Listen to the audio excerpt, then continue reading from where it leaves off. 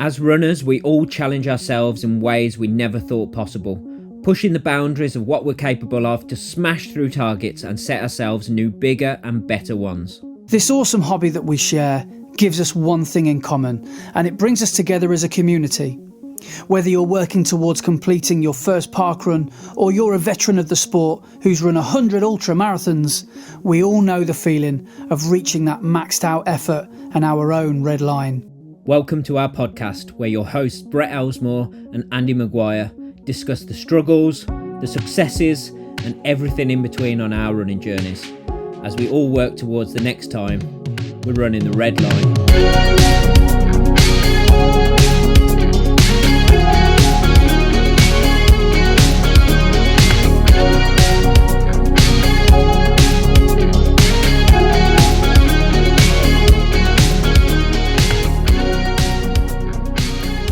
Hello and welcome to episode 22 of Running the Red Line. I am your host, Brett, and I am here, as always, with my co-host, Andy, who embarked on an epic adventure last weekend, and we're going to hear all about it. But how are you this week?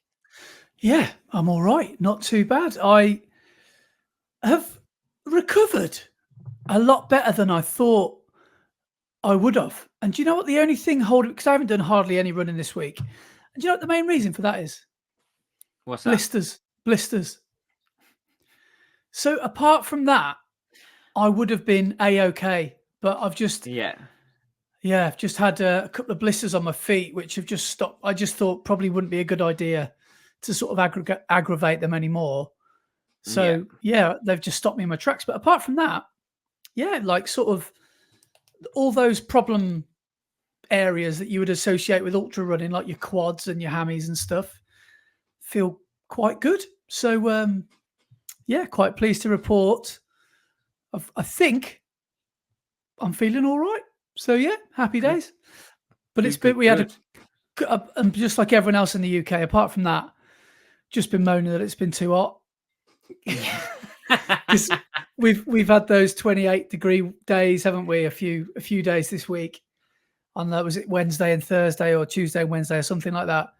And all of a sudden, the mercury shot up to like 30 or something, and it just feels different, doesn't it? To like, I don't know, being abroad when you just get that humid smash of air as soon as you leave your front door, and sleeping at night is difficult sometimes, isn't it? If you've got like a south-facing bedroom or something like that, your house just becomes an oven, doesn't it? And apart from that, in saying that, it's been quite nice to moan about the heat, because we only get to moan about it a few weeks of the year. So exactly. That's the thing. I saw a little thing on Instagram earlier. I think it was today, and it was saying how English people, when they get what they want, and it was somebody saying, "Oh, it's really nice and warm now. The weather's got better," and they're like, "Yeah, but I didn't want it this warm." And then then he goes, "Oh, and England have got through to the last 16," and they went, "Yeah, but it was boring, and I didn't want them to get through like that." Yeah. Oh, we should mention the football as well. How, I've got to be honest, I think, because I love tournament football. I love my football, but then when tournament football comes along, it's like, as a runner, you love your running, but then you watch the London Marathon on TV because that's your World Cup final. I love tournaments. I absolutely love them. I love the festival atmosphere and the different countries and the different players and all this new exciting stuff that you've been waiting 2 or 4 years for. I can honestly say this has been the worst tournament that I can ever remember in terms of the football quality. It's just been dreadful. And England are top of that list for, yes, I know we've got through and we've got 3 decent results or okay results, but my goodness, it has been dross to watch. Are we top of that list though, or are France top of that list? Well, yeah, France have got to be disappointed because they've come second, haven't they? There's a couple of teams that haven't performed, so interesting. Yeah, and France haven't scored a goal in open play, have they? Or Look at you turning into John Motson. There's lining with that moustache.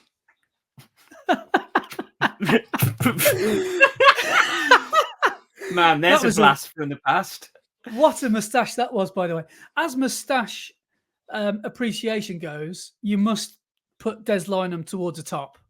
He had a great moustache. He did indeed, yes. And what's his name from Three Men and a Baby? Oh, Tom Selleck. Tom Magnum PI. That's a pretty good tash as well. That's up there. It is indeed. And then Freddie Mercury's is iconic. Yes, maybe the greatest. Yeah. So I was thinking, I wonder if because when I get all my sort of ultras and my long runs out of the way, I might have a week of just having a moustache and just tapping into the Brett Elsmore school of running and see if it gives me a PB. See if it's a PB, and if I do well, I'll keep it. And if you do well with a moustache, you then got to grow your hair. I will literally see. The thing is, right, when you've shaved your head, I didn't realise how bad my hair, what state my hair was in, because we didn't really know each other that well at all, really, before when I had hair, and I only shaved it off in 2020. But when you look at yourself in the mirror, you're only getting literally a mirror image, so you can't see anything from the top down, and you don't realise how thinning you were. And you don't realize that until you've lost it all and you try and grow it back. When I haven't, for example, when I had COVID a few weeks ago, I didn't shave my head for about 2-3 weeks. And you get the little sort of tennis ball, furry tennis ball thing when it gets wet. Yeah. But I literally, my hair, you can see it now. My hairline starts all the way back there. And it's, so I don't think growing my hair would be a good option for me. I think it's got to stay bicked or as close to that as possible, 1 or 2. Well, mullets are back in, so that would be a serious mullet. Yeah. But then again, I wonder how much I could probably grow this front bit, as like a couple of strands. So I could probably grow it over about 10 years and see if I could get it down to my as long as yours, and just be really careful with it. But I used to have long hair. I've had a few phases. I've had a few phases of having long hair, and it just. I got to about 33, 34. Back when you were treading the boards in the glory days, yeah, and it's just gutting thinking about it, because it is a sore subject, because I used to love my hair so much, and now I just don't have the opportunity to love it anymore. So all I'm saying is, tell your hair that you love it, because you never know when you might lose it.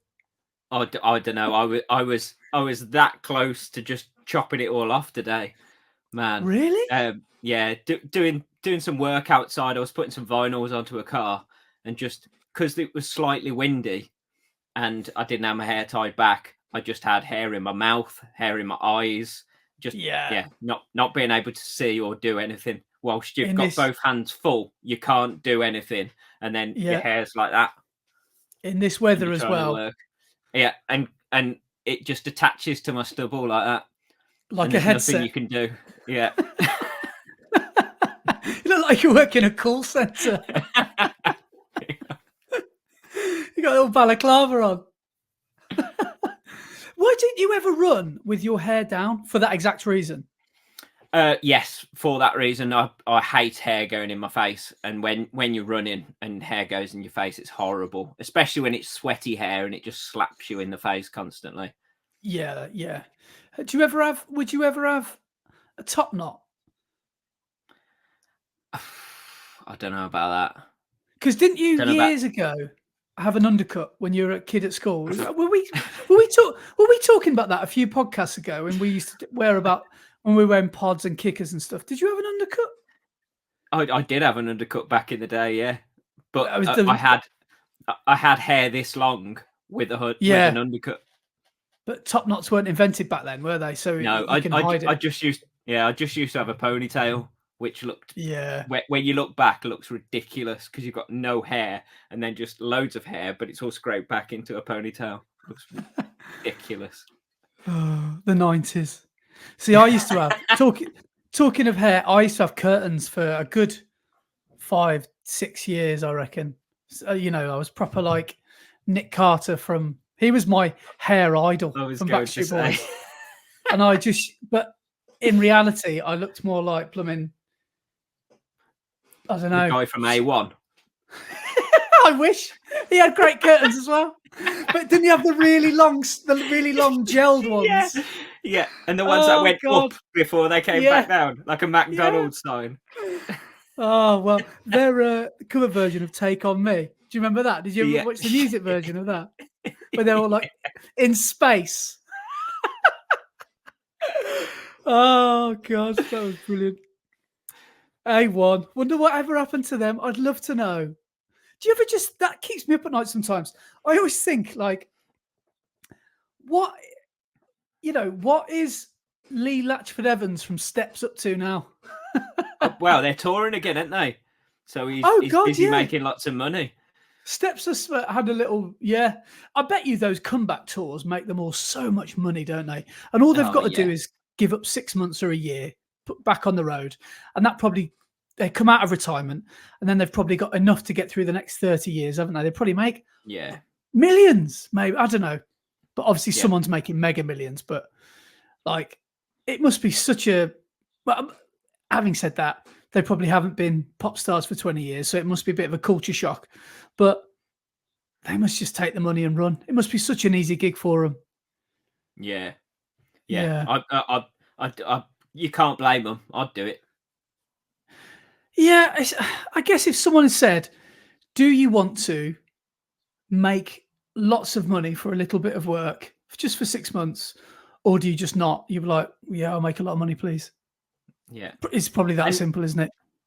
And I reckon when they were like obviously big and in the limelight, they got used to a certain type of lifestyle. And when that fame goes, if you carry on that lifestyle, I'm sure your money runs out very quickly. So going and making a few bob so they can continue that is probably where their head is at. Well, do you remember a story about the lead singer from Westlife? What's his name? Is it Brian? I can't remember his name.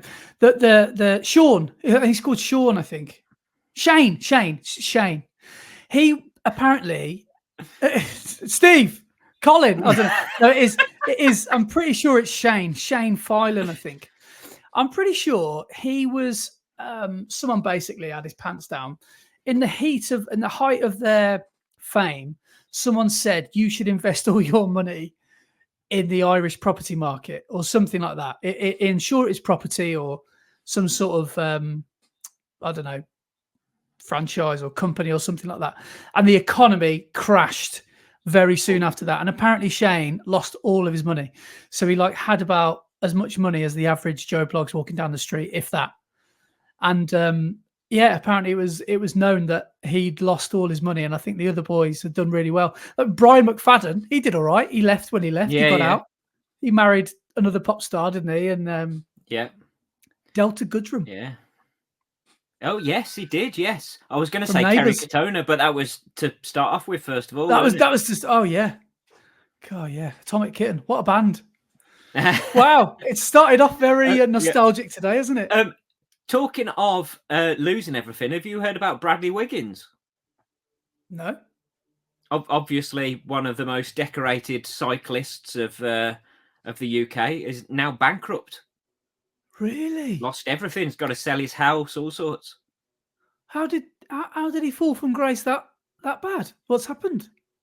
Well, I think he's invested in a lot of businesses that haven't done very well. He started sponsoring cycling teams and all sorts of stuff like that, which obviously spent money and didn't bring money back in. And he's just got to the point where he hasn't got any money left. Wow, poor guy. Because he was literally, he was like the king of cycling for a while, wasn't he? Yeah, he was, yeah. God.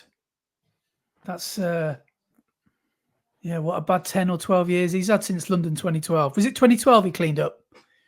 London 2012, and then he won Tour de France as well, didn't he? Yeah, because he's a road cyclist, isn't he? He's not a He's not an indoor cyclist like Chris Hoy and all that. No, he did indoor as well as. Oh, did he do all the sprint stuff? Yeah, road. Oh, right, Yeah, okay. Oh, interesting. Wow, poor bloke. He'll probably have a YouTube channel soon. Trying to get a bit of ad revenue.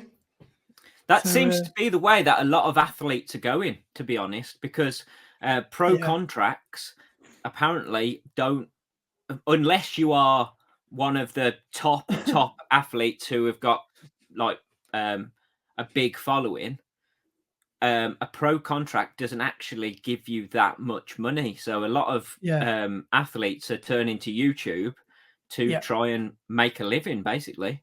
Well, because I imagine you're only as secure as that paper you've signed on. So, and if that runs out after a year, and it's Nike or Adidas or whoever, they've decided not to continue your contract, you could literally be like, I'm going to have to go and work in Superdrug now because I've got nothing.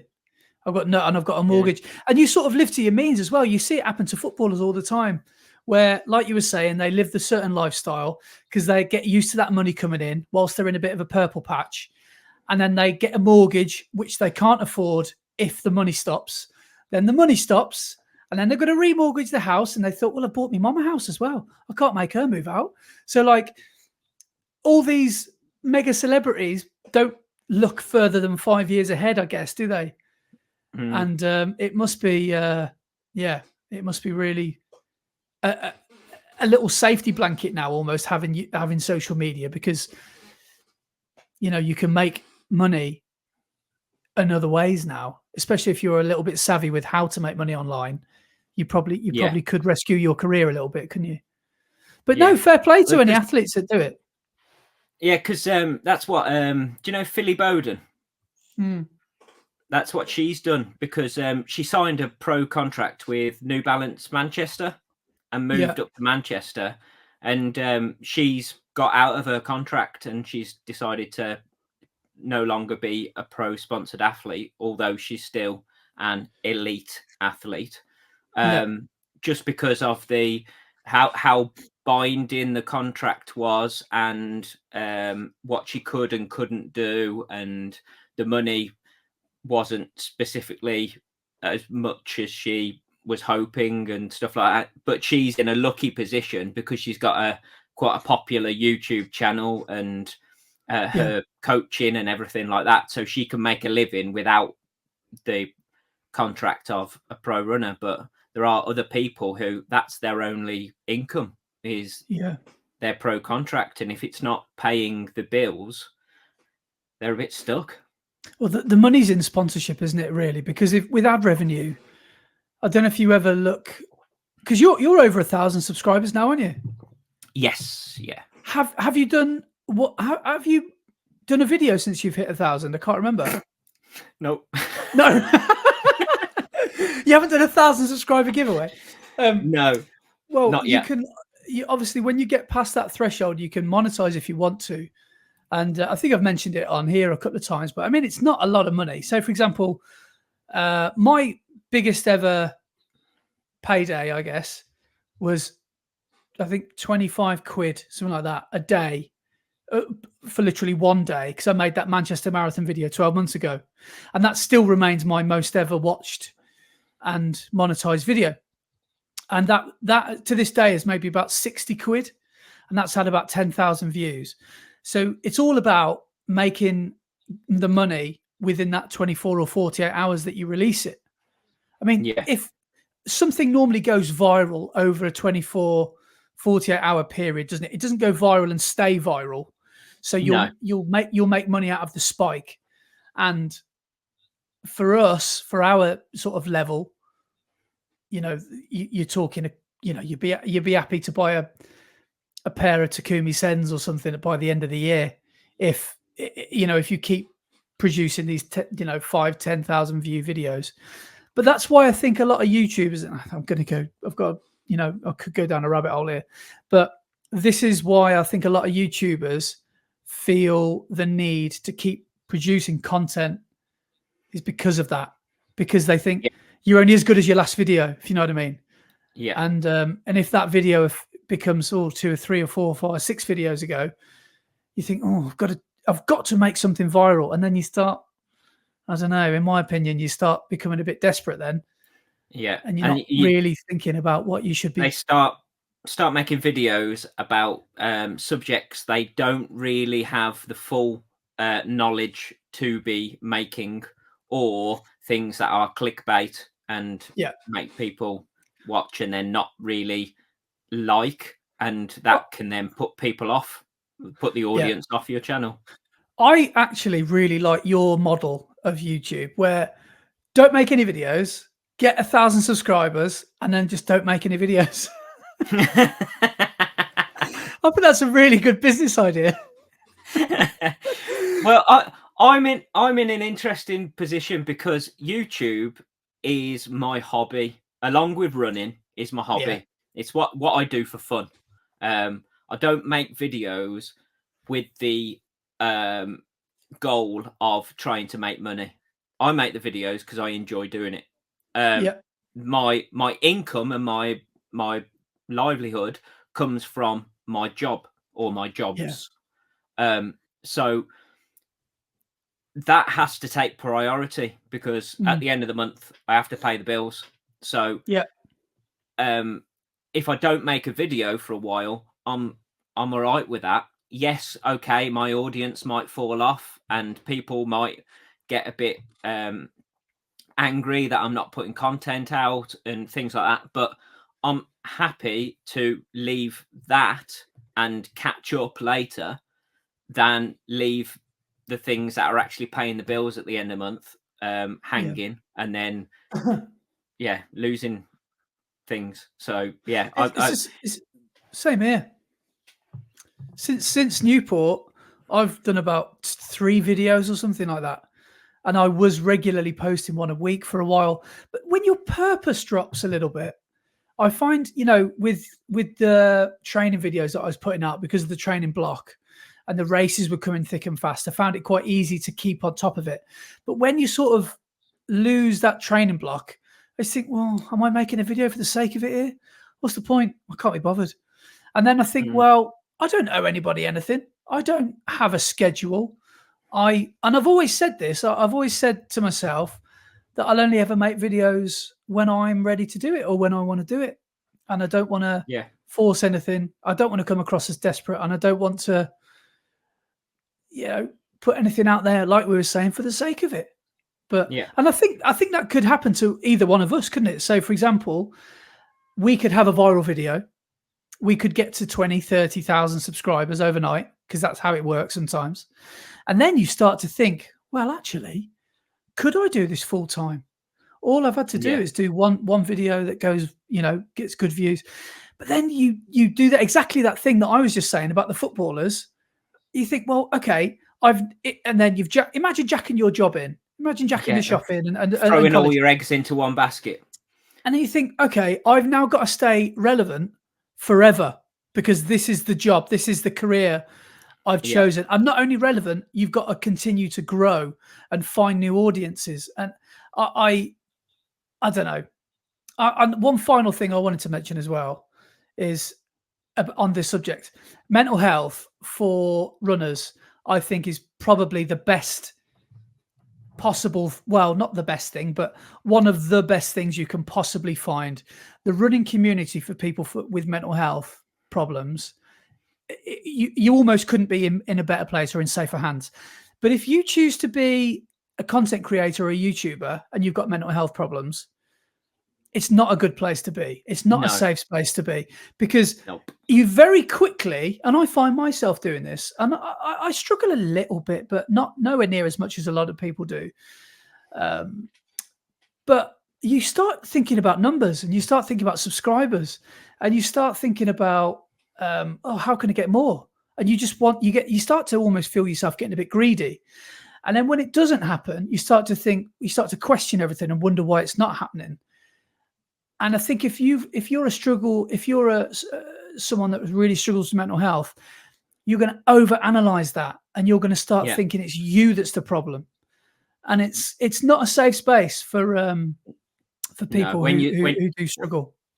When you start obsessing over numbers and Yeah, that validation by clicks, that's a very dangerous and scary place to be.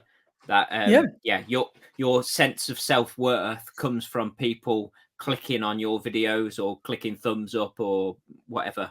And if you if your self-worth is planted on that and it doesn't happen, then that's a very slippery slope straight down to the bottom. Yeah, and I think we are very lucky the way our YouTube channels have worked out. We've managed to find people and network and sort of make friends that way. But for others, they're finding it really hard to get their channels off the ground, and it's nothing that they're necessarily doing. It's just a really difficult thing to do. And then I think Yeah, once you start really worrying about it and obsessing about it, it can become quite toxic for you. yeah. And I wouldn't say to anyone don't do it, because of No, course I think it's a very really therapeutic process, but I just think you need to be warned. It is very difficult to get it, because I've got what, 3,000 subscribers now. I sometimes think, oh, can't wait to get 5,000 or 10,000. And I think, no, stop thinking like that, because everyone who's got 30 subscribers is probably thinking, oh, come on, I just want to get 100. And like that yeah, process is really quite frustrating. It's really hard to do because you can't just make things happen overnight. It's no. a really difficult thing to do. Well, that's the thing. I mean, it's not a quick process. I've hit 1,000 subscribers, so I'm over that threshold. But it's taken me over 2 years to do it. Yeah, yeah, So it's not like it's a quick thing. yeah. Same here. I've had my channel 2.5 years, and yeah, my curve is flattening out, and then it rises, and then it falls, and it's so yeah. But it's natural. You get out what you put in, I think, and I think once I start getting myself motivated towards Valencia again, I think I'll Yeah, find myself putting more stuff out. But it has to be organic. I hate to say it sounds such a buzzword, but it has to be something you want to do.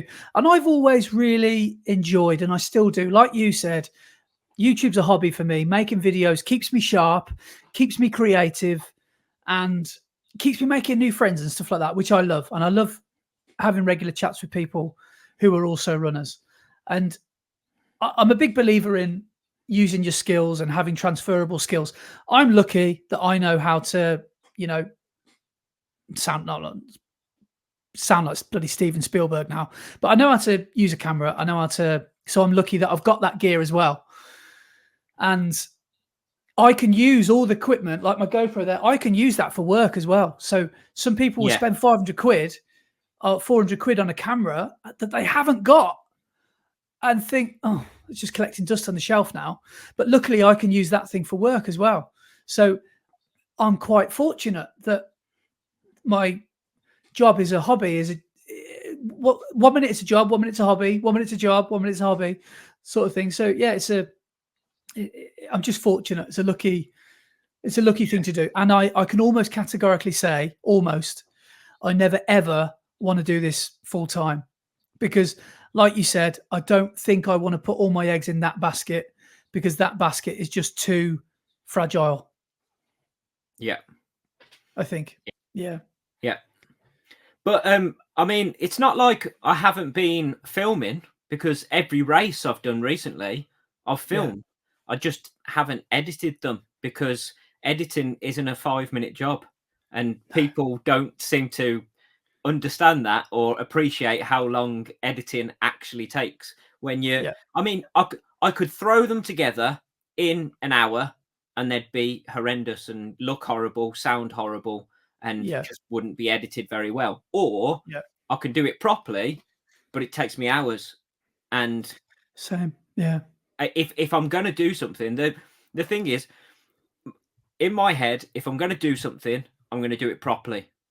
Yeah. I'm never gonna half-arse something. I'm always No. gonna put 100% into it, Yeah. and that's the same with everything else in my life. Same with my running. Same with everything. I'm not gonna Yeah. just go out and jog a few times a week and just go and enter a few races. In my head, I'm like, I want to be the best runner I can. I'm going to put 100% into it. Yeah. I want to Yeah. make the best videos I can. I'm going to put in 100% into it. So everything needs to be like that. And if I haven't got the time to put 100% into it, I'd rather leave it until I had than put something out that I'm not proud of. Yeah. And I always think about it. My little brain always works like this. I have a interchangeable league table, right? Which I hope never ever falls out of this kilter. I always want it to be friends and family, especially family first. Then it's work. Then it's running. Then it's running YouTube. And I sometimes get that balance the wrong way, but then natural sort of selection sorts it back out. And I don't want the running YouTube ever to find itself top and family becomes bottom, because people can ruin their lives that way because they're prioritizing the wrong thing. And that's one thing I've always want to try and be mindful of, I guess. Yeah. I think that's healthy, not obsessing over that thing, which isn't really, in the grand scheme of life and the grand scheme of things, it's not that important. Running YouTube, it's great, it's really enjoyable, it's good fun. We enjoy making the videos, we enjoy people watching them and interacting with them and the feedback we get, but within our lives they're not that far up the scale that they're that important. There are far more things which we need to focus on, and if that means that they take a back seat for a bit, then they take a back seat for a bit. Here. Yeah.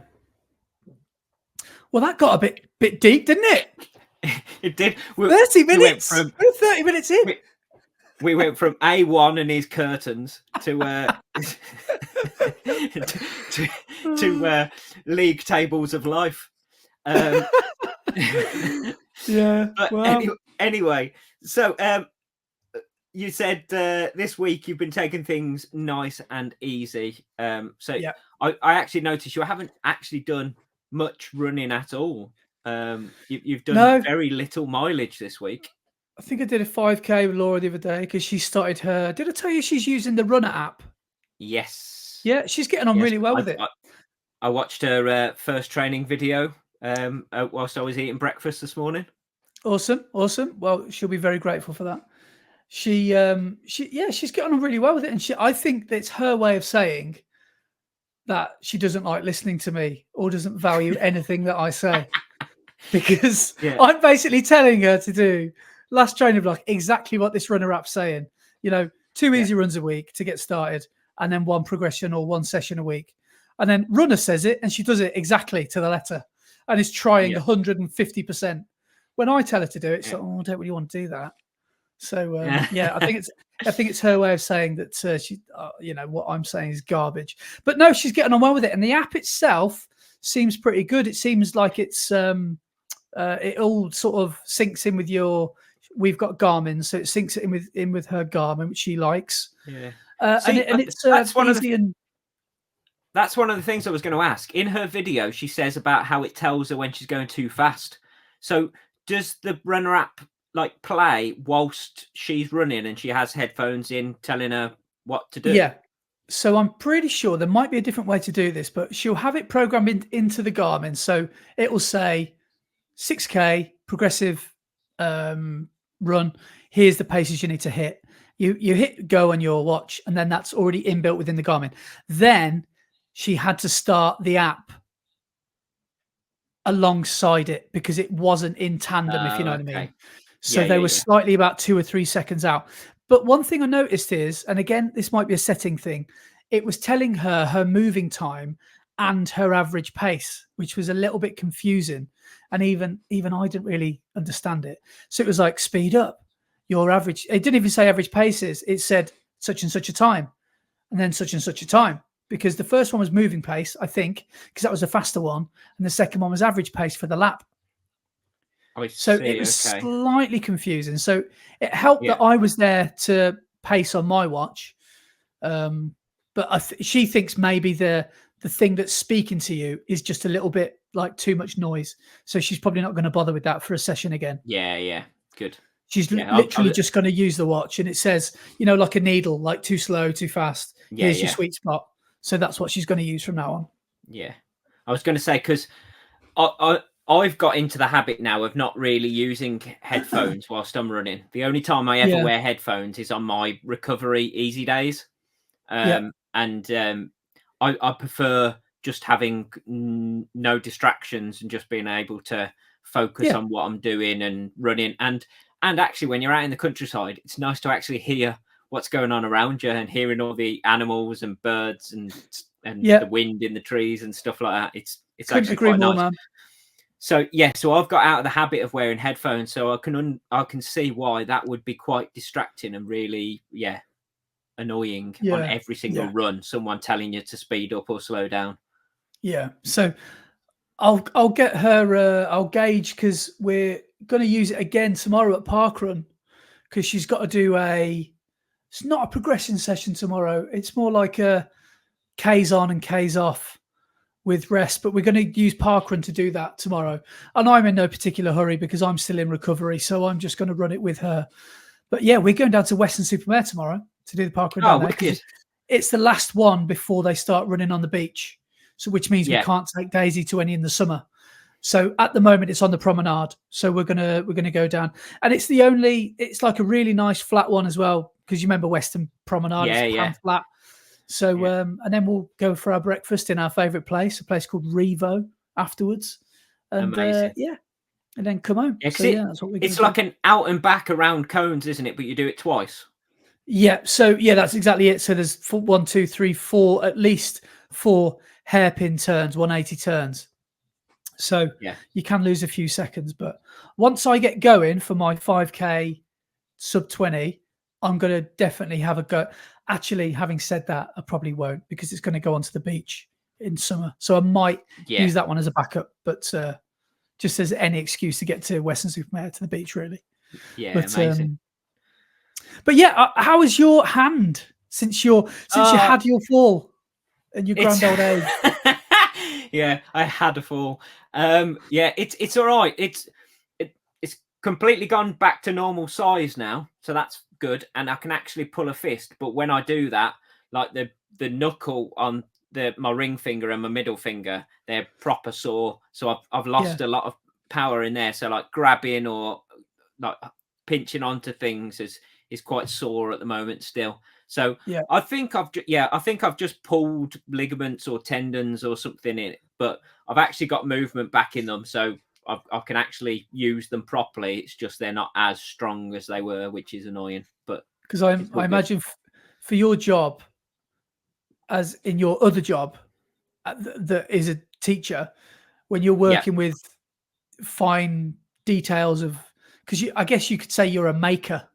Don't really know how to phrase your other job. Really, you're just a fabricator. You just make stuff. Sort of. Yeah, I would say my main thing is I'm a screen printer. Yeah, but alongside that, I also do graphic design and leather work and other stuff. It is all about my hands and making stuff. Yeah, so I imagine having a hand injury is quite possibly the worst thing for you in your job. I was making a wallet this week out of leather and trying to hold it down whilst you're cutting with the knife, and you've got to put a lot of pressure on so it doesn't move. So your cuts are perfect and in the right place, and then after that you've got to stitch it all by hand. But obviously it's leather, so it's not easy to push the needles through. So you've got to then push them through and grab them and pull them through, and then you've got to pull the thread tight. And it's just all about using your hands. And it got quite sore by the end of the day, but we got it done. So that's all that matters. That's good. Well, one thing I forgot to say as well, I was going to mention this at the start. We've got some new features to mention. We have, for the podcast. So shall I mention my feature first? Yes, I think the one that I've got lined up, I think it's better at the end, whereas yours, you said, needs to be done nearer the start and then 38 minutes to later. It needs to be done at exactly 38 minutes, so it's perfect, bang on. So I thought of a new feature. I don't know how long this will last because obviously Brett's end of the podcast quiz has been axed. That didn't get a Yeah. it didn't get a second series. So instead of that, I thought of a new one, which I was going to ask you at the start and give you the answer at the end, called Riddle Me This. So I'm going to ask you a riddle and see if you can work it out. Are you Rumpelstiltskin then? Yeah. And, you can't like you obviously can't cheat because you've got like to the end of the podcast to work it out. So what's that, 4 hours? Okay, so for example, it would be something like, what gets wetter as it dries? Do you know the answer to that one? It's a towel. Yes. Okay, right. You're going to be annoyingly good at it. Okay. So I'm historically very, very bad at this. My brain just can't think in riddles. I can do general knowledge, I can do languages, I can do that sort of thing, but I can't think, what's this word, like out of the box. I'm just terrible at that sort of thing. I've got a very low IQ, which I'm sure you'll all be very shocked to hear. Okay, so here's the Riddle Me This question for today. What question can you never answer yes to truthfully? What question can you never answer yes to truthfully? Oh man, that is a good one. So that was the question from Riddle Me This. I'll give you a few seconds to see if you've got any answers. If not, we can move on. What question can you never answer yes to truthfully?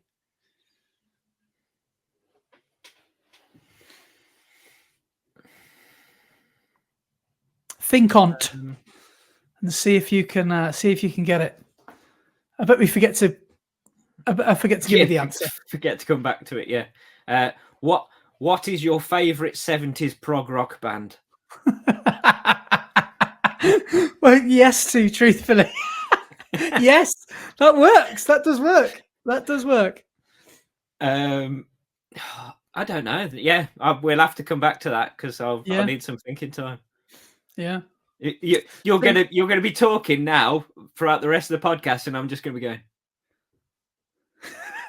Well, has he frozen again? Yeah.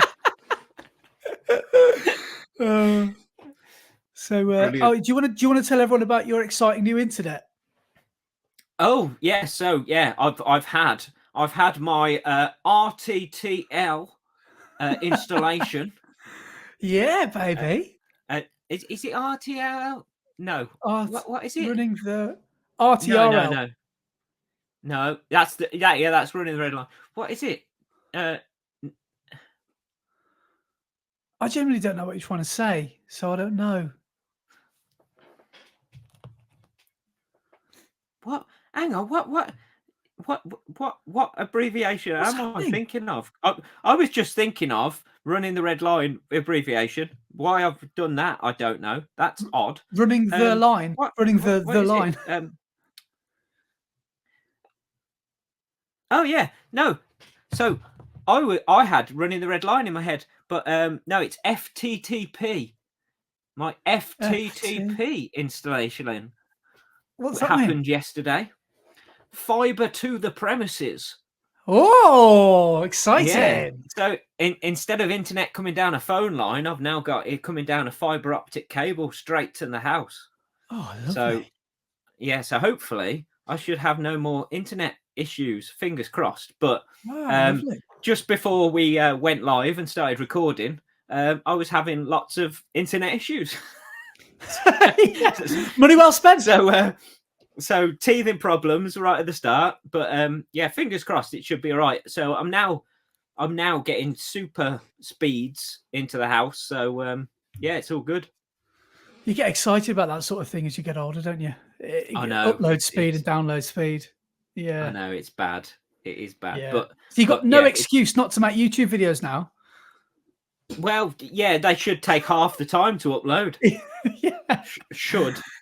I remember my old, my mum's old house, but 10 years ago, 10, 12 years ago, we were on Talk, which are the worst internet service provider. Literally, the call center was horrific. The service was bad. Just the Ryanair of internet providers. And I remember then she was getting something like 5 meg per second of download speed. Upload speed was about 2. And it would literally take me about 24 hours to upload to YouTube, like a 10-minute video. So difficult to watch. You'd have to watch everything in 360p because you couldn't watch anything in 1080. You couldn't watch anything in HD. Yeah. I'm like, Mom, any chance you could? You'd be like, no, it's fine for what I need. So, Can you remember dial-up when you used to download photos or pictures, and it used to load up line by line? Yes. And the noise, the cranking, clunking noise as well. Yeah. Oh, I loved that. That noise knew that you were going to go on the internet and do some magical stuff. I'd say anybody under the 35, maybe 30 if they're lucky. Definitely anyone under 30 won't even know what that is. Dial-up connection. Do you remember when it was like, it is now safe to turn off your computer? You had to like successfully shut it down. Yeah, brilliant. Oh, funny stuff. I've never owned a PC though, so Windows has always been a very odd thing to me. So you had Macs before they were cool? Yeah, I've only ever had Apple computers. So my first ever computer was a iMac. Do you know the ones that looked like a TV? So they were the big ones that were all encased in one thing. That was my first ever computer. Yeah. Was that about? Well, I remember when I was at uni and they had Apple Macs in the library, and I remember thinking, "Oh my god, I feel like I'm in a spaceship." This is 2004 because the back of the Apple Mac was see-through. Yeah, that's the one I had, but I had the white one, so I didn't have like one of the crazy coloured ones. I had the white one, but the white one was the only one that had a DVD drive. Oh, right, yeah, so that's why I went for the white one, because all the other colours were just CD drives, but the white one had a DVD drive. Oh, wow! Yeah, that's how you know it's futuristic. Yeah, but that was my first ever computer. Was like in the early 2000s. Before that, I didn't have a computer in the house. Interesting. So that's quite upmarket. You were very ahead of the curve having a Mac when most people had. I refused to have a PC, to be honest. Really? Yeah, I didn't want one. Interesting. What's your beef with Windows? It's awful. It doesn't work, and it's the most complicated. It's awful, most complicated thing ever. Why is everything so difficult to find? Yeah, I don't want to right click. I just want to click. Yeah. Yeah, that's the other thing. Yeah, the Apple mouse is just one big button. You can hit it with your fist if you want to. Obviously you could put a right click on it now, but no, it was just it just seemed clunky. But the difference is Windows was a list based operating system, whereas Mac OS has always been an icon and image based operating system. It's the difference of whether you like lists or whether you want to be visual and use icons. Yeah. And I think that's why I've always liked Apple better, is because it's much more intuitive and easy to use. A bit like an iPhone compared to an Android phone. An Android phone is so confusing. It's mental. Yeah. Whereas an iPhone, it's just straightforward. Click what you want. Yeah, that makes sense. Yeah. I think with you being a graphic designer as well, pretty much your entire adult life, you've just needed that simplicity, really, because some things are things like Photoshop is overcomplicated enough. So having a Mac, But I was going to ask you, because we haven't really talked about your training this week. Well, we haven't talked about it. So what sort of things? Because when I'm not running, this sounds really selfish, when I don't run, I just don't go on Strava. It's not a social no, media that I same go here. on. So Yeah, I that's very don't true. have a clue what you've been up to this week. I didn't even know last week you'd fell and hurt your wrist and all that. So yeah. So what sort of runs have you been doing, and what sort of have you been up to? So this week, so Sunday, I went off to do my long run, and I had in my head I'm just going to go and do a nice steady half marathon distance, 13 mile. So set off, and I did go to meet a couple of the lads from the club, but I got up late. I did an Andy Maguire on it, got up late, and by the time I'd got where we were going to meet, they'd already set off. So I just carried on and thought, yeah, I'm just going to do a nice steady half marathon distance, and then got towards the end and didn't really take a wrong turn, but went the wrong way and ended up on a dirt path and then some trails, which ended up in the middle of a farmer's field.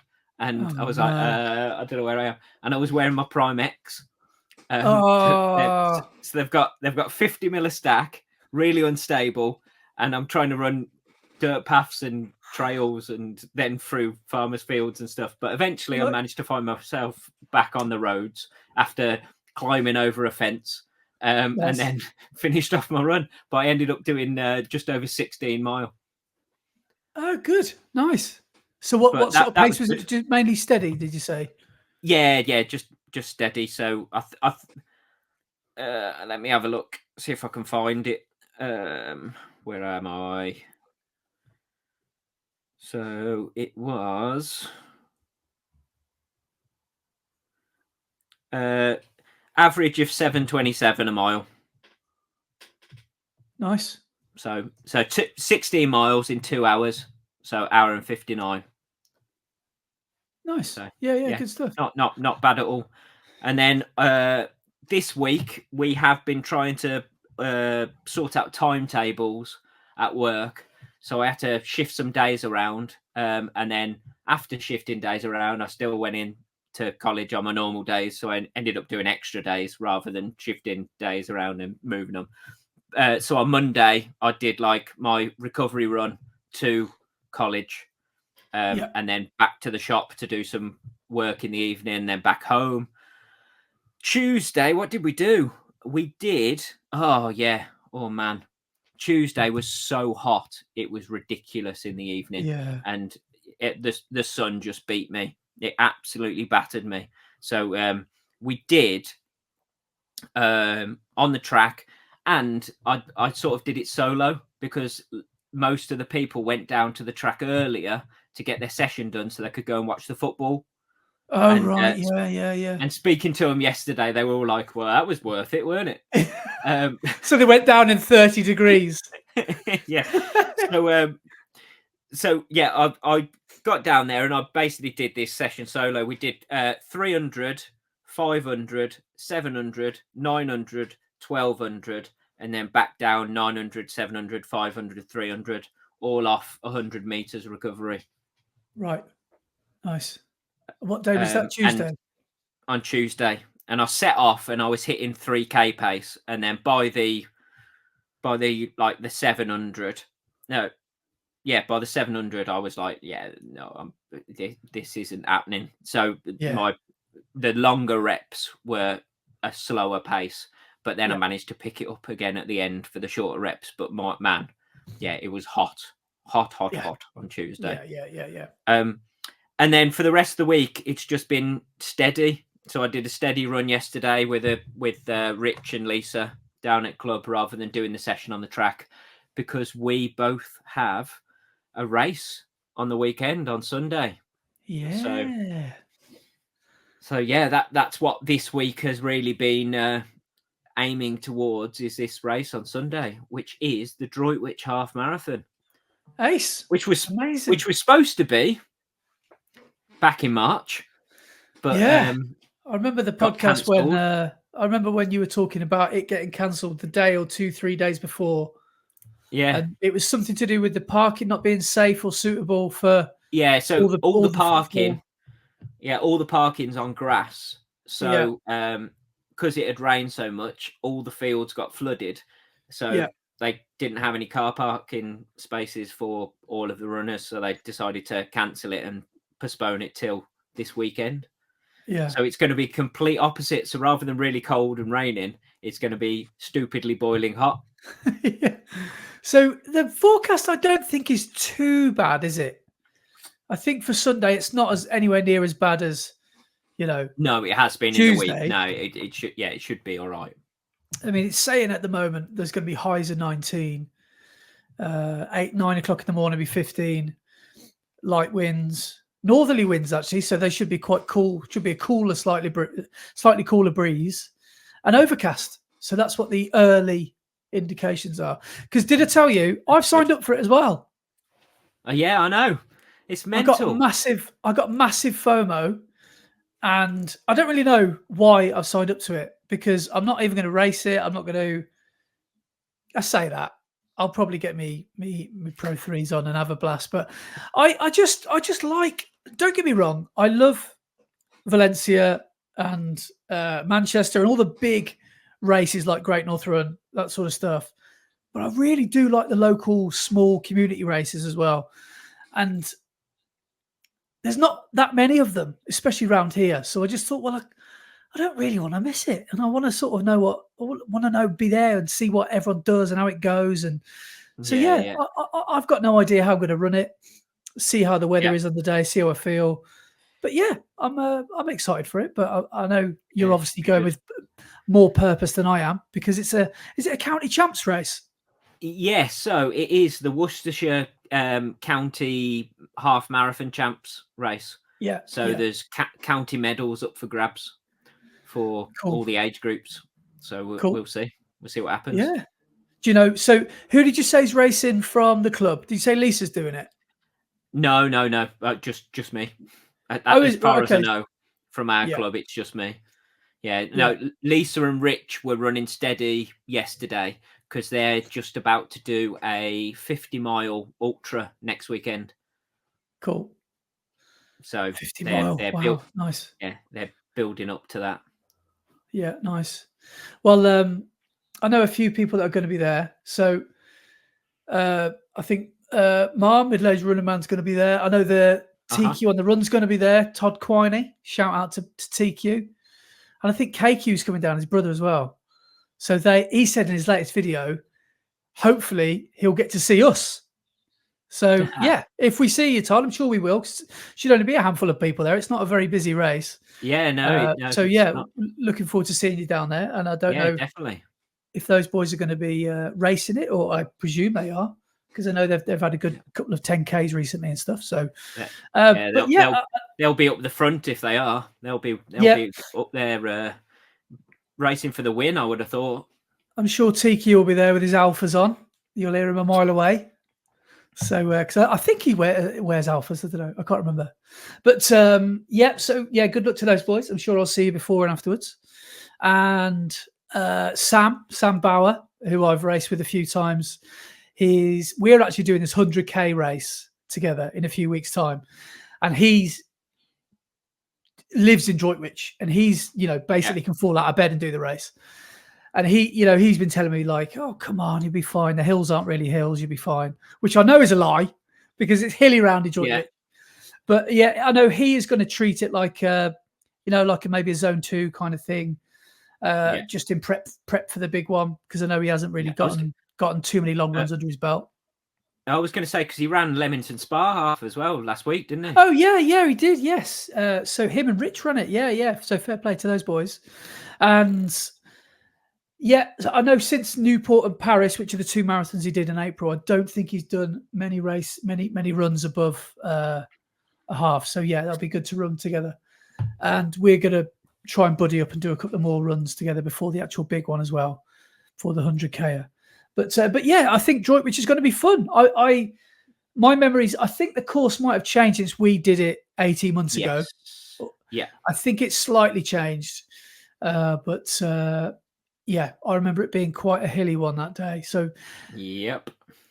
Yeah, you can only run the mile you're in and run what's in front of you. And we'll see how we both do. Have you looked at the course of what No, it's like? So no. I was having a look the other day, and it's like a figure of eight, but Oh, you don't do the figure of eight twice. You do the figure of eight twice, but not the same way round.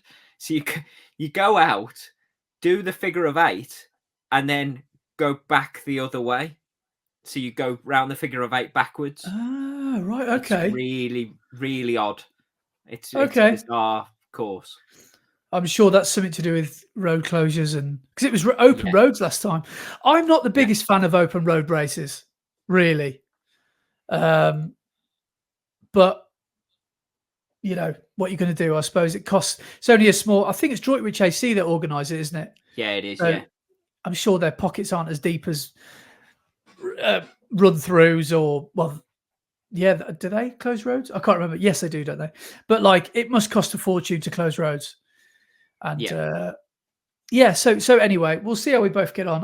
Have you got any expectations? Because I sure have. I don't. I just want to run faster than I ran last year, but last year was obviously in the middle of marathon training, so it wasn't the quickest. But I think I ran 1:23 last year. Yeah. Yeah. So anything quicker than that, I'll be pleased. Have you seen the elevation profile? I mean, I know it might be difficult to follow because if it's all figure of eight. I Are there any? haven't looked what it's like. Yeah, no, I haven't seen that. Because it was a good 200 or 300 meters last time, which is probably about 800-900 foot, isn't it?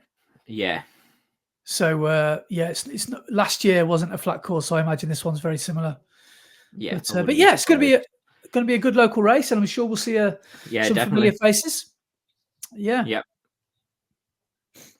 But yeah, so we now move on to Andy's epic adventure. You set off. We recorded the pod early on Thursday last week, Yeah. so you could get everything ready and watch the football, and then set off on your 3-day adventure. And Yeah. it was pretty epic, mate. I followed it on your Instagram and on your Strava each day, and it just looked wicked. It was. First, I've got to say, it's not everybody's cup of tea. And especially with a lot of runners who are going for times and going for, performance, they would say, what the hell are you doing? Why are you doing 100-mile of running over a weekend when you could be focusing on sub 25K or you could be doing other things? But for me, I just wanted a bit of adventure. It's as simple as that. I just like being out in nature sometimes, and I think for me it's quite liberating, it's quite freeing, and that's pretty much the long and short of it. And I woke up that morning at I don't know, 5 o'clock, something like that, because what I wanted to do is get to Chipping Camden, the start line for day one. Because let me quickly outline what I wanted to do.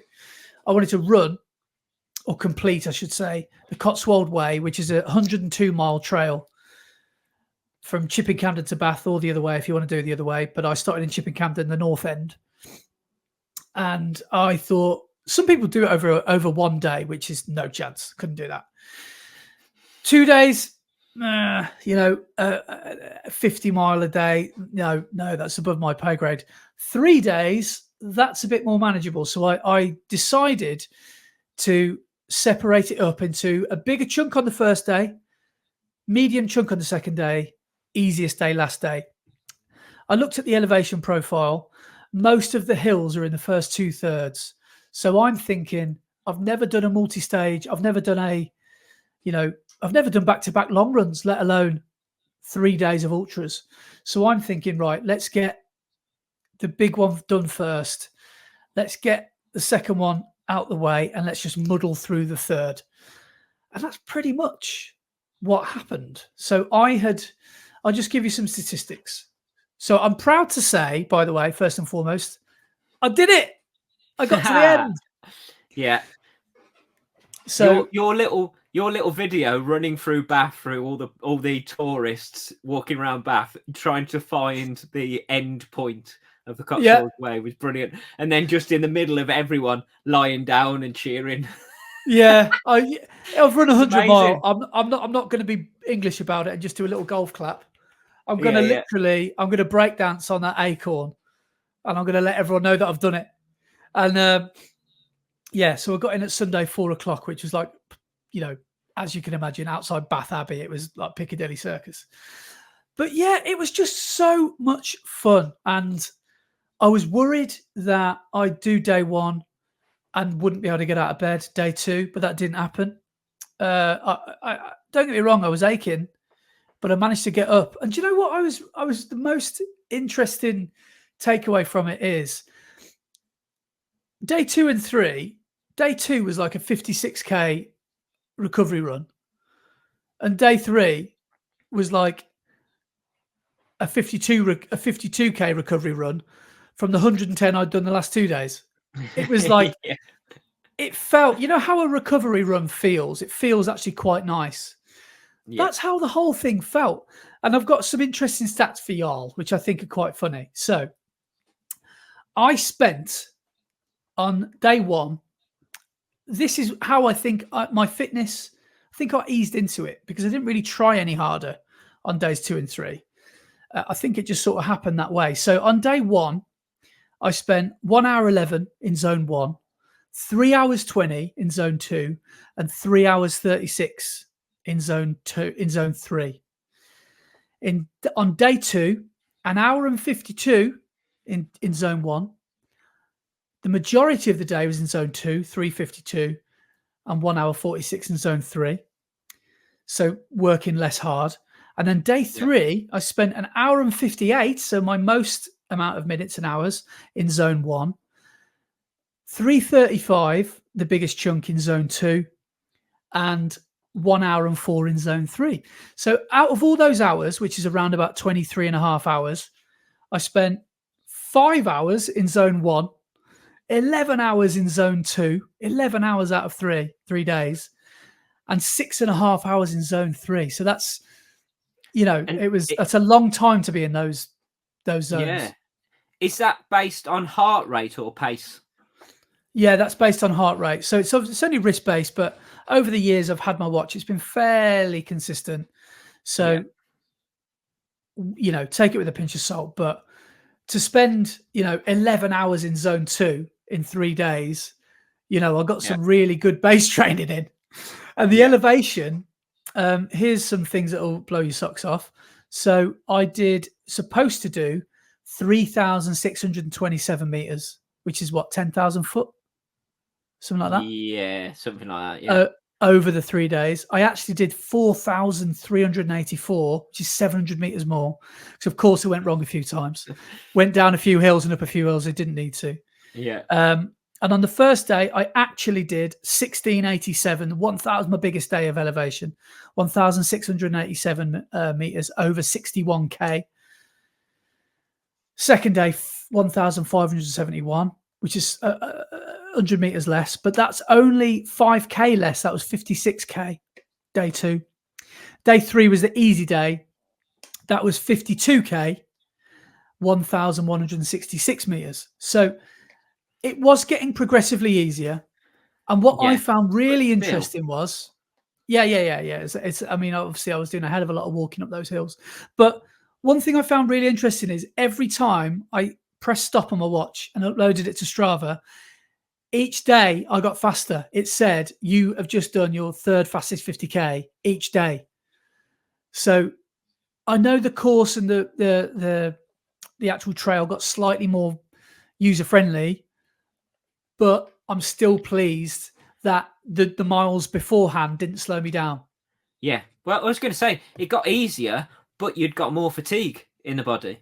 So the fact you were still getting faster, even though you were fatiguing more, is a positive. I also need to talk about my arse chafe as well. Wow. So, do you know what was interesting, right? So, is that where the blisters were? Do you know when you talked about blisters earlier? I'm sat on a beanbag right now. So, day 1 and 2, I wore my partridges. You know, the shorts we've both got? Yes. Yeah.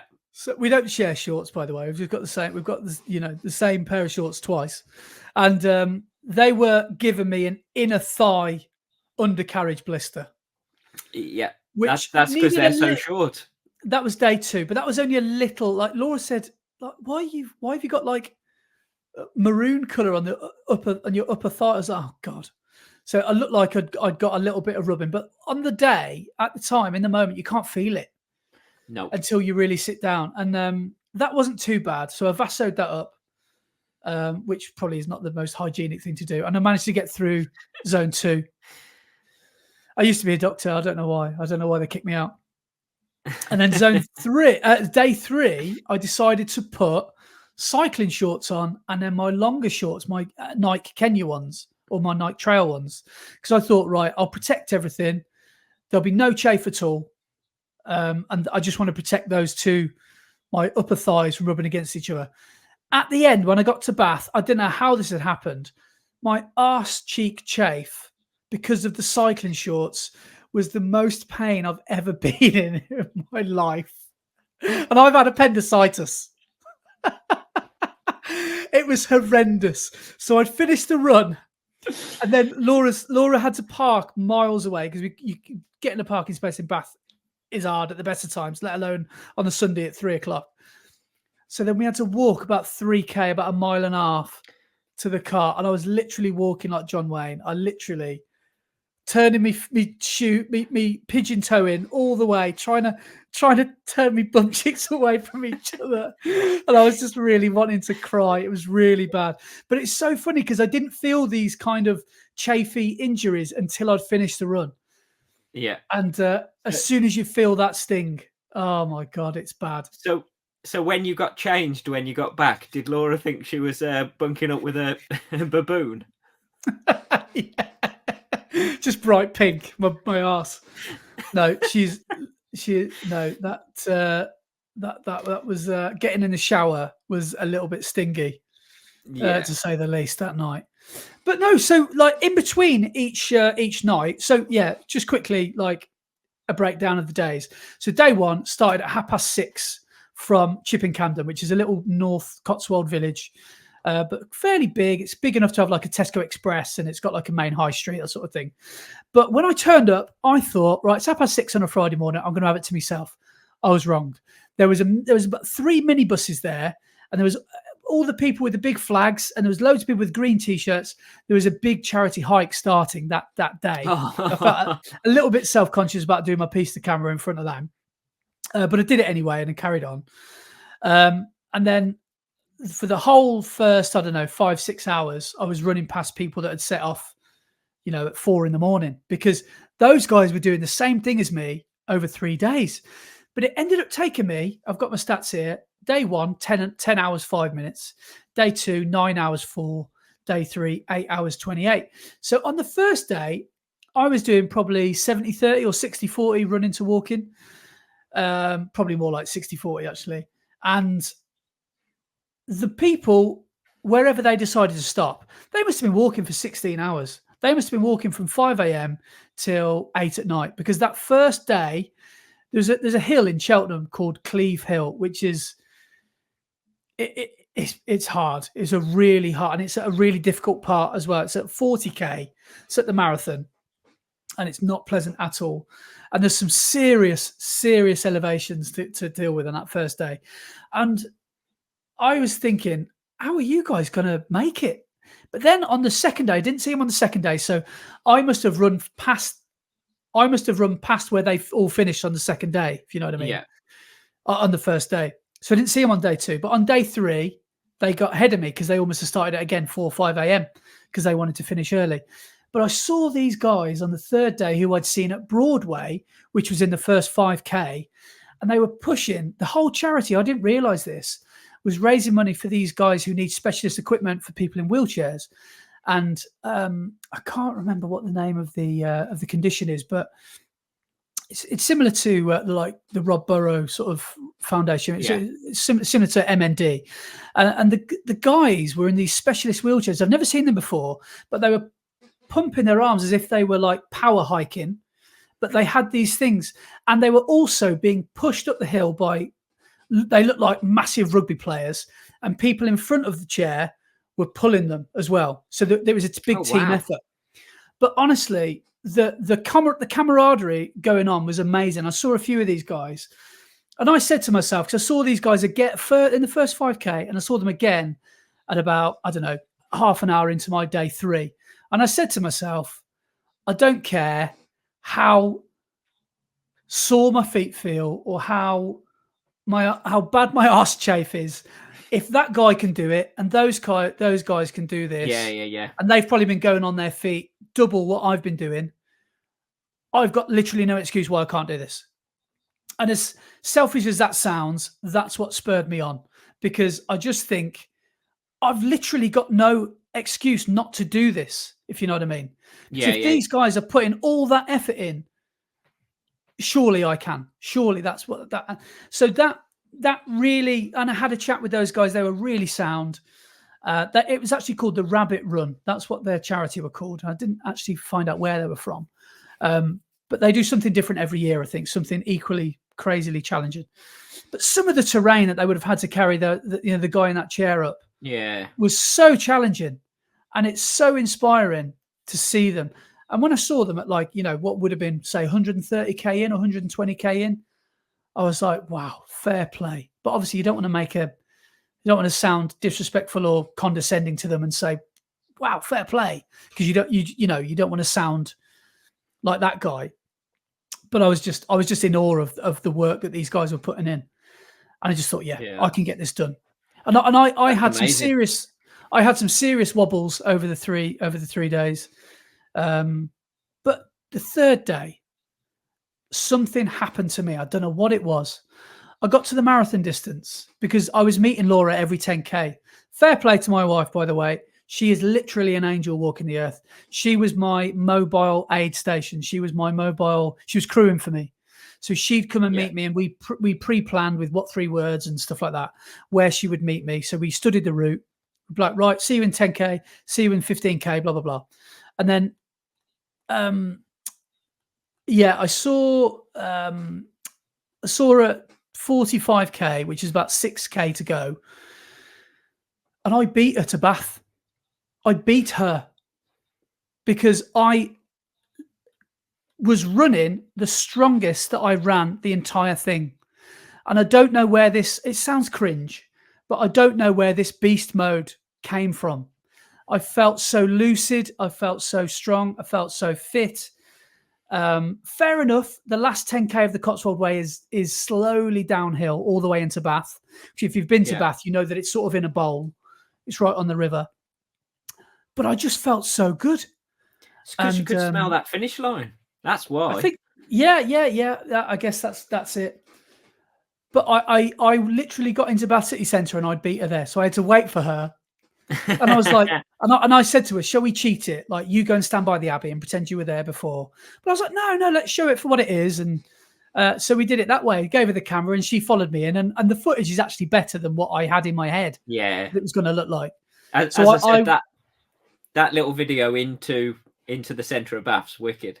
It's really cool. Yeah, nice one. So, so the whole 3 days just went so well. So I ended up doing 61k day 1, 56 day 2, and 52. And each one of them, because of GPS, was slightly longer and also getting lost. With your time from each day, is that moving time or is that overall time? Those times I've reeled off are elapsed times. Excellent. Yeah. So you weren't pausing your watch when you were taking a stop or anything. No. I just thought, what's the point in that? I just wanted to. Yeah. So and we stayed as well. We stayed on a campsite, which is again was so much fun. We were like in a bell tent, so it was like glamping.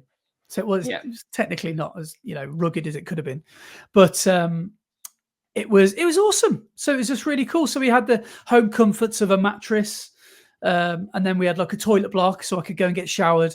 I could have my porridge in the morning, so it was a kettle, and I had my saurine. I sent you a picture, didn't I? Day 2 or day 3? Did indeed.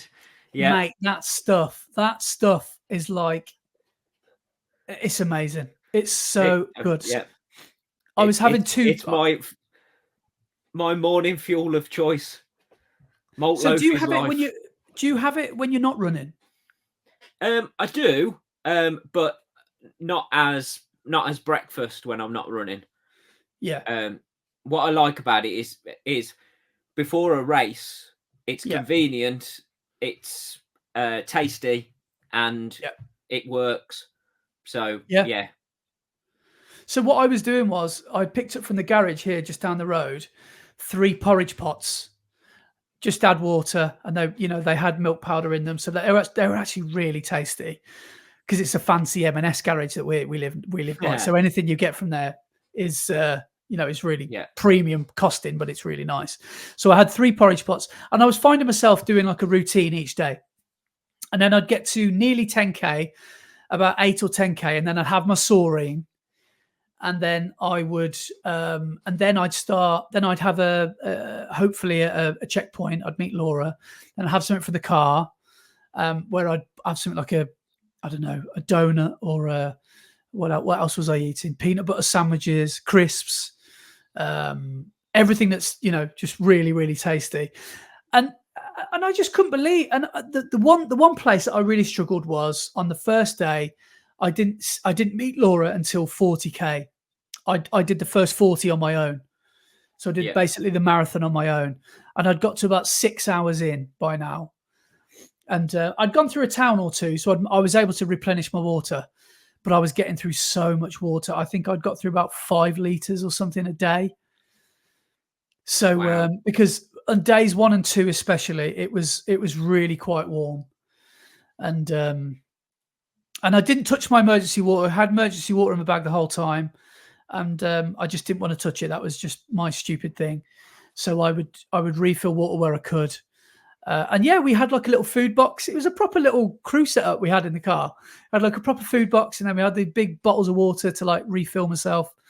We had a camp chair so I could put my feet up. Excellent. I just was thinking for 3 days, I am a hardest geezer. But then I coined the term hardest wheezer towards the end, but which I was quite proud of actually. But yeah, so I managed to do it. And touching that plaque on the floor at the end was an amazing feeling. And if I'm being honest, I had a few wobbles, but it was never in doubt. I never doubted myself. And the one thing I've started learning from running is about backing yourself. And once you start putting the effort in, it starts to pay you back in confidence. Results start to sort of pay you back almost. They start to validate your hard work. And I just thought, I backed myself to do this. And then at one point I looked at my watch and I thought, Jesus, I've been running for 7 hours and I've still got 120k. I've still got a 70 mile to go. It got me a little bit downhearted, but I still thought, I'm going to do this all in good time, 1k at a time. That's all it is. Just keep ticking them off. And yeah, managed to get it finished. And I like the idea of saying I'm going to do something and doing it. Yeah. There's no better feeling, is there, of actually, and when it's not a time-based goal, when it's a challenge that doesn't matter what time you do it in, that's even better, because you can fall short of a time goal and you can feel a bit let down. But it wasn't about time, it wasn't about pace, it was all about that distance. And I think that's sometimes quite a healthy way to look at running. If you ever want to do a big challenge like that, just look at the distance. And because I did feel, I mean, the word slow is very subjective. Somebody's slow is somebody's fast, isn't it? Your slow is somebody's fast. So I didn't want to, again, probably sounds a bit cringe to be saying this, but I did feel a bit of a tortoise at one point. But then I thought, well, no, because some people would kill to be out here. And some of the views, by the way, like incredible. And I would recommend anyone having a go at it, because the takeaway from this, hopefully, because I did make some videos. I've already edited 2 out of 3 of them. Oh, and I wow. think, I know I've worked on them this week, and I'm really pleased with them. They're half an hour each, so they're not an easy quick watch. But I think they're going to be some of the best work I've ever produced. I'm really, really proud of them. And I just back yourself, man. Just back yourself to do hard things, and maybe take the time pressure away from yourself and do something big. So the hill that you mentioned in Gloucester, is that the cheese rolling hill? Well, no. So that one's called Cooper's Hill, and that's that was I did that in the first 8 or 10K of my day 2. So and did you actually go up Cooper's Hill? Went around it. So you come to the base of it, and then the trail sort of takes you up and it snakes you around.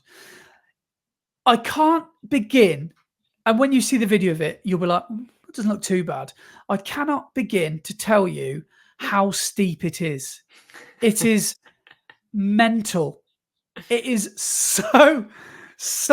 You watch videos of people doing it, you think, oh, they're going fast. How did they manage to get that much speed? Because it's almost like a vertical drop. It's almost vertical.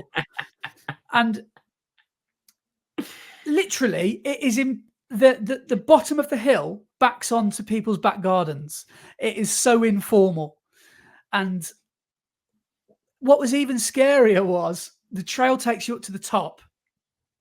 Because when you stood at the bottom, you look at the top, you can see the little post with an acorn on it. So that's the sign for the Cotswold Way. And when you get up to that and look down, it's like when you're going on Oblivion and you come over the top.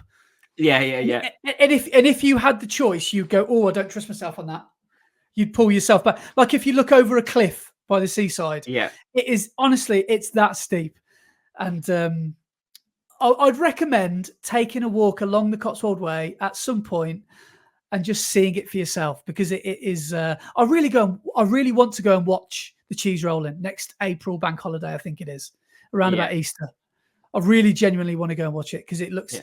And at the bottom, a local legend, basically called Steve Brain, I think he's called. He's had his ashes scattered. Hopefully, he didn't die during the cheese rolling. Could have done, but he won like 18 times in a row. He was like local champion, and he said to his family that he wanted his ashes scattered on Cooper's Hill. So he's like literally a local legend of amazing of Cooper's Hill. So I love the fact that the prize for winning that is the wheel of cheese. People come from like Australia. People come from like America to do it, don't they? Yeah. Well, the girl who's won it the last 2 years is a American uni student that comes over just for that. Yeah. It's bonkers. It honestly is bonkers. But yeah, maybe that's a running the red line challenge. Yeah, I don't know. I don't think I want to look like a rag doll going down the hill. Oh God! But it would surprise you looking up at it, because it's only like the length of, I don't know, 2 tennis courts or half a football pitch or something like that, if that. But honestly, the angle of steepness is genuinely shocking, and it makes you just go, these guys are crazy. Anyone that's ever attempted it is literally got a screw loose. They must have. Because it's not human. Oh, but one thing before I forget, I wanted to mention as well. On day 2, it wouldn't be an ultra video from Andy unless he lost his head, and I did. I went wrong because I'm going to say because I'm not. It's not entirely my fault. I mean, it was very much my fault. I should have just followed my watch. I ran into a race within the first 15K, within the first hour to 2 hours of doing the day 2, and these guys were doing something called the Cotswold Ultra Challenge. Some were doing 100, some were doing 25, and some were doing 50K. And I just assumed they were running the Cotswold Way because it just said 100, 50, 25. So I thought that's miles, but it wasn't. It's Ks. And some of them were just running to my next endpoint. Most of the people I was chatting to were running to my next endpoint, which is the end of day 2 for me. And what they'd done, the race organisers had put, you know how, let's just say Run Through, or any race organiser really, they'll put a laminated arrow that's stapled with a cable tie running through it. They just fasten it on anything they can find. Yeah. Guess what they were putting it on?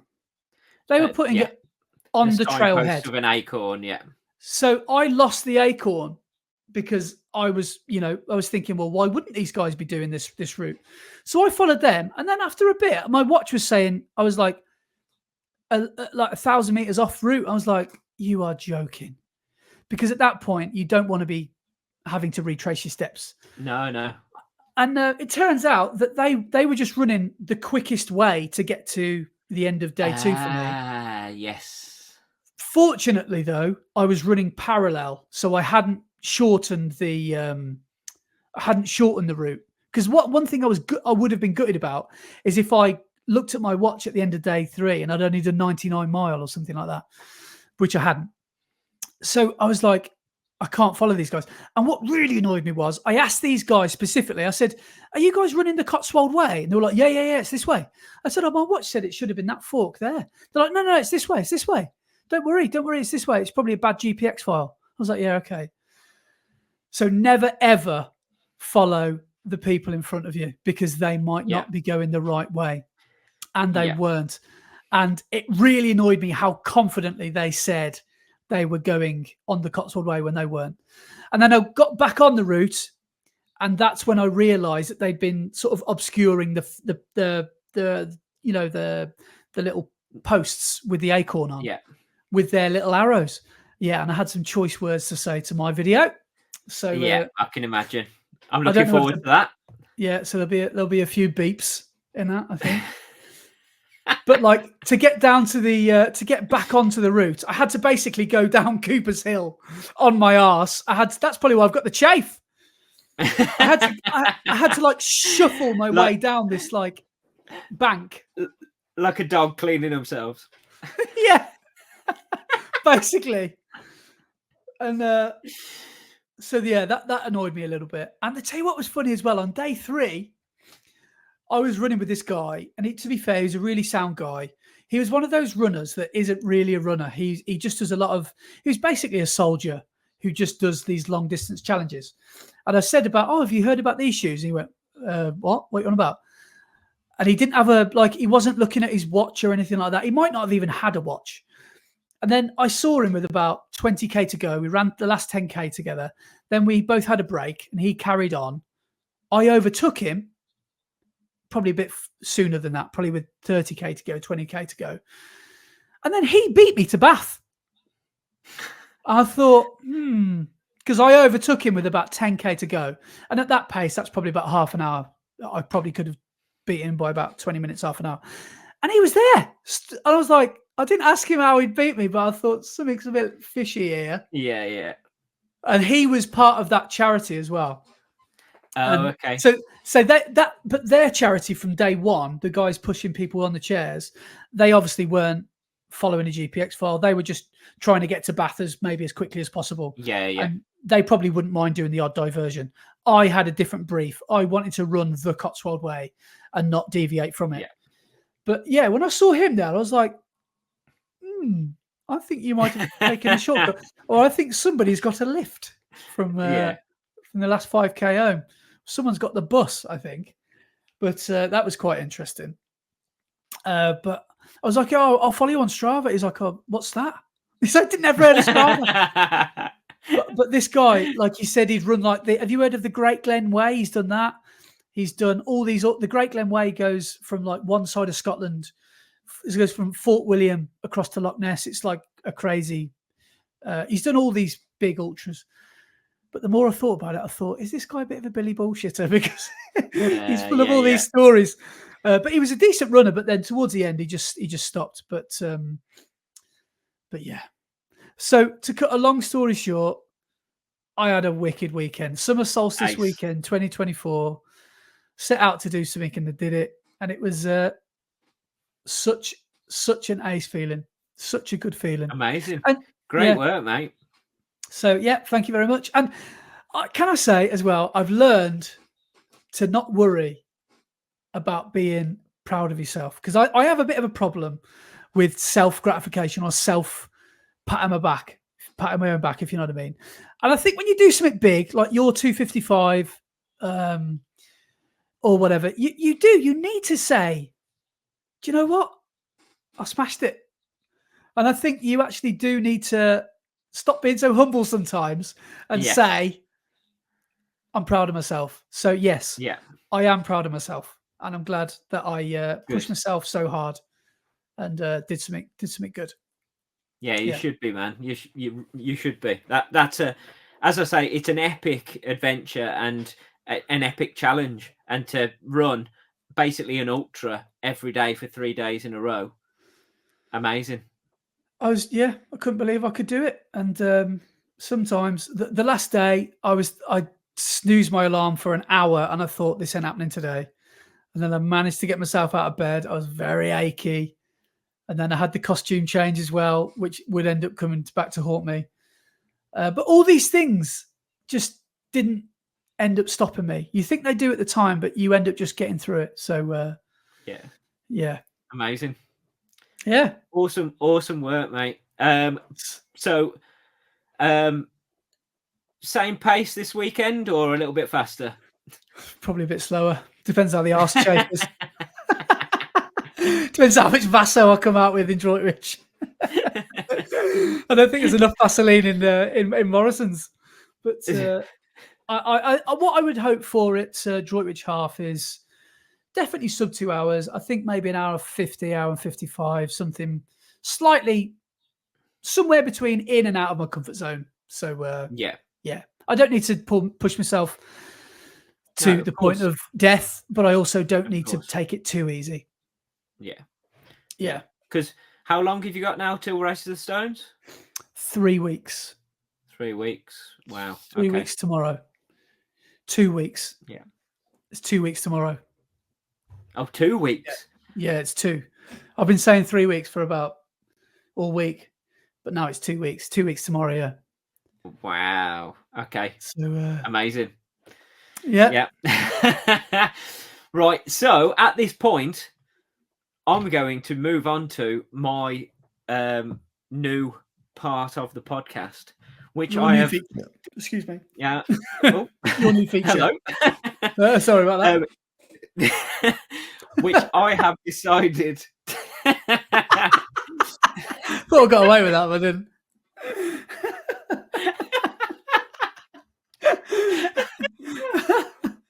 A little burp there. It was amazing. The fact you just tried to go through it without without making any Anyway, so I've decided to call this new feature the Strava segment of the podcast. Brilliant. So within the Strava segment, I have set up a Strava club where all of our listeners can join our Strava club, and you will be featured on the leaderboard, which each week gives us a leaderboard, which allows us to see who has done the most mileage, the longest run, the quickest average pace over the week, or the most elevation gain over the week. So we can have a look at all of those and choose one to see who's in the lead. But looking at last week's leaderboard from the people who are now part of our club, can you tell who was number one from last week for mileage? Oh, it's got to be me, isn't it? Yeah, it was. Yeah, it was. Yes. Yes. You ran 108.4 miles last week. Wow. So he only did a 10K apart from 102 miles. Yeah, I'll take that. You did 14,560 foot of elevation gain. Wow. Which is pretty impressive. Just ask me, arse knows about that. Yeah. Yeah. And then this week, I am currently in second place, and leading our leaderboard this week on 39.4 miles so far is Lee Ross. Fair So play. he is leading. And in third place is Stephen Smith on 30.1 miles for this week. So I'm on Wicked. 34.1. So we will, what I think we'll do is we'll go on last week's, because Strava's week runs from Monday to Sunday. So Yeah. when we record this on a Friday, it won't be at the end of the week. So we'll always go off last week's. So last week's winner of the distance was Andy Maguire. Get in. What? Let me just see what his surname is, because I can't see the whole of the surname. Are you going to load? But in second place last week, we had Alexander Moisenkopf, who looks to be a serial club joiner. So I think our club has popped up today and he's joined, but he looks, going through his Is he from Strava Uzbekistan?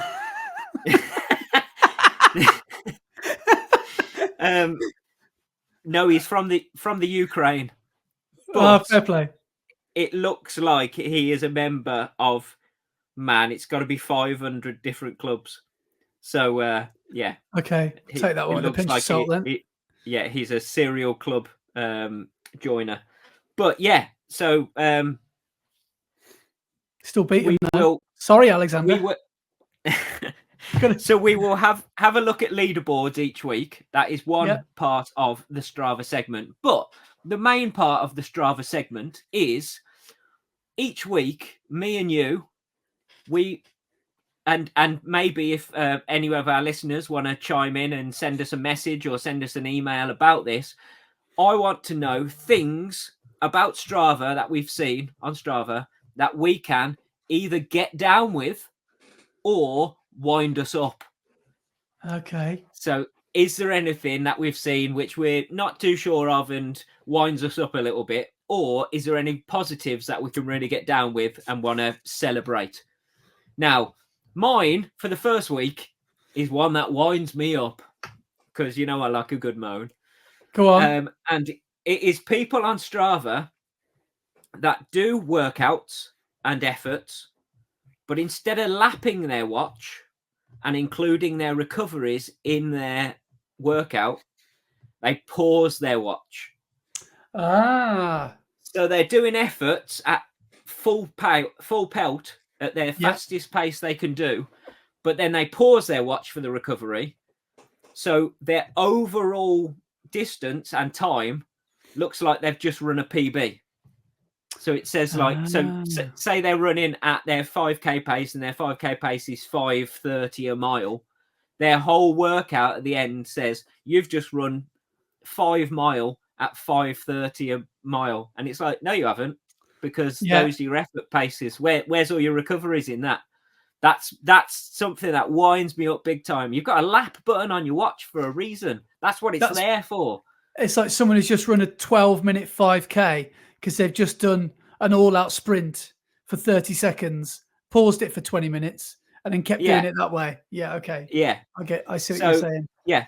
There's a lap button on your watch for a reason. Each part of your whole run is a lapped bit, not pausing after each one. That's my little Strava segment bit that winds me up this week.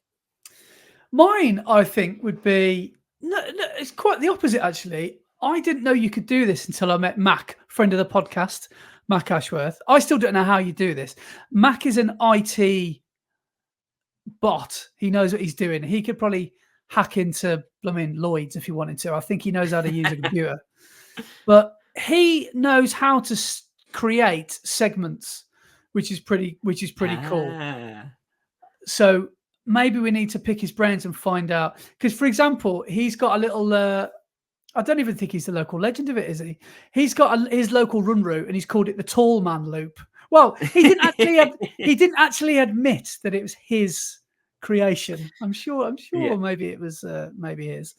But I do, and he actually created me. This is very embarrassing, but also very quite awesome. The final sprint for the Worcester City runs, he is called It's on Andy. And if you run it the other way, he's called it "It's Off, Andy." So, and he is the bloody, and he has got the PR on it. He's got the crown because he's set up to do that thing at like Kipchoge pace, and nearly took someone out halfway because they had some like a bag of shopping with them or something. all in aid of getting the "It's on Andy" crown. Amazing. So yeah, that's quite good that you can create segments. I wouldn't have a clue how to do it. Apparently, you've got to do it on the desktop or something like that. But no, I thought that was quite humorous. But yes, the Strava segment. Brilliant. I look forward to this each week. Yeah. So the end of the pod each week is going to be finished with the Strava segment. There we go. But last thing we need to do for this evening's pod is go back to this Riddle Me This. Riddle Me This. So, have you got any final answers?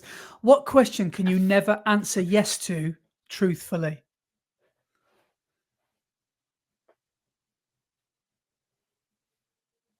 It kind of makes sense. I think it does make sense. Yeah.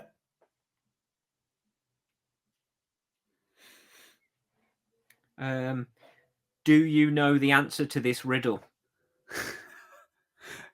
No, that is not correct because I can vouch that this is correct. Actually, I think it's literally the only answer. Shall I put you out your misery? Yeah, go on then. All right, I'll give you a clue. It's something to do with being conscious or unconscious.